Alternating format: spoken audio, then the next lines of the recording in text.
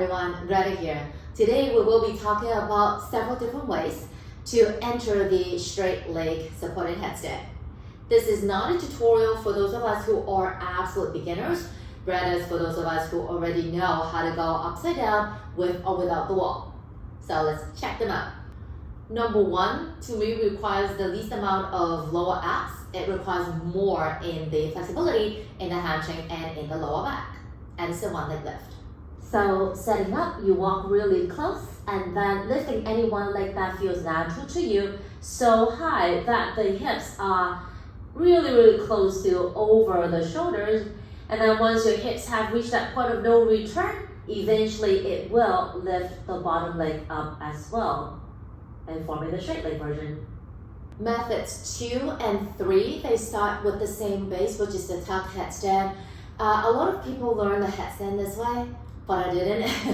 To me, I find that this tuck requires quite a bit of lower abdomen power and also the hip flexors, because everything needs to be fully engaged, hugging everything in order to keep you supported.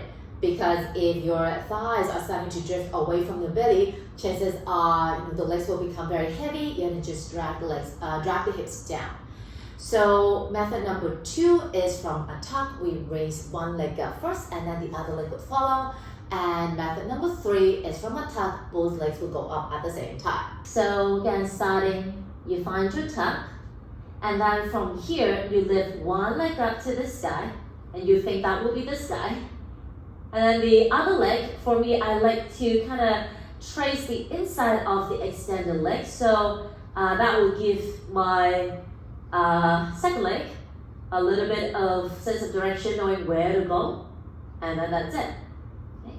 Third option, or third way of entering, is again from a tuck. And then once you feel secure, both legs at the same time, you extend it all the way up to the sky. A few people find this way of entering, like from a tuck, is a little bit more secure and safe because they feel that, it's easier for them to just extend the legs up to the sky rather than the method number 1, because by lifting one leg up, you are actually separating the hips.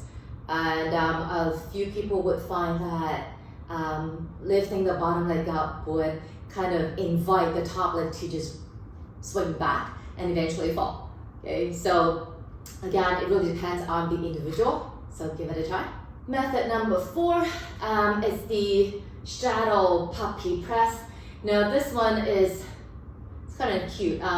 You're trying to press up, but then you're not able to press with both your legs up at the same time, so start with a puppy press. So you start off with your feet relatively wide, at least wider than your shoulders, and then you are gonna lift the heels up. Then any one leg that feels natural to you, lift it up, and then bend the knee. The point here is to have the bent leg to lift up so high that the hips are above the shoulders, and then once the hips are in place, the other leg will eventually lift off as well. Why it's called a puppy press? Because it looks like a puppy peeing. That is the reason why. Method number 5 is one step up from the puppy press, is the straddle press. So for this one, you need to have the hips. Again, of course, every single time it's the same thing, right? You have to have the hips over the shoulders in order for the legs to lift up. So for this one, you need to have a relatively deep standing forward fold. But then just bear in mind that when you're doing a wide leg standing forward fold, that the spine remains straight and not too much inflection, like rounding too much. So measure, you do want to have your feet wider than shoulders, but not too wide, so that you don't feel that hips are able to lift. So once you are in place, again, I would lift my heels up, pushing the hips to where they should be, which is above the shoulders, and then belly hug in, press the elbows down, and then they will drive up, and they will meet one another somewhere in the sky. Last method is the pec press. Now this one is the most challenging to a lot of people because the legs are together. So you need to have quite a bit of mobility in the lower back and hamstring so that you can draw everything in close, and also quite a bit of lower abdominal power because for a lot of us, the lower body is longer than the upper body. So you need to use extra effort and extra strength in order to draw the legs all the way up to the sky.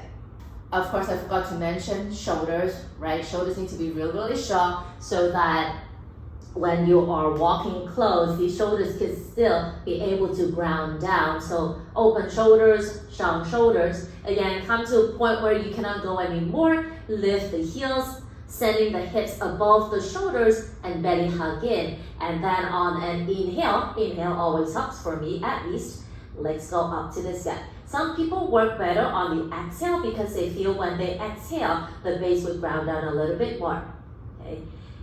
Those are the options that are kind of circulating around that are most common. Of course, there are a lot of really fun ones as well, but then we can go on forever, right?